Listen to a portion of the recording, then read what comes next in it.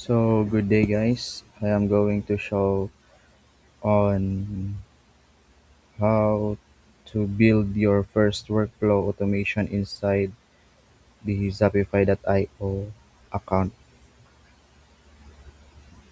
So let's locate first the automation. It is located here on the left sidebar. So once you click, you will this is what it looks like inside the automation tab. To create workflow, so let's hit the create workflow and then start from scratch.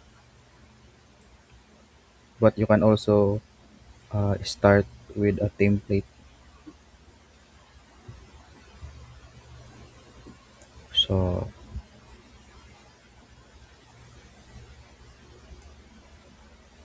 you can add the trigger sample. So this is what, the trigger name,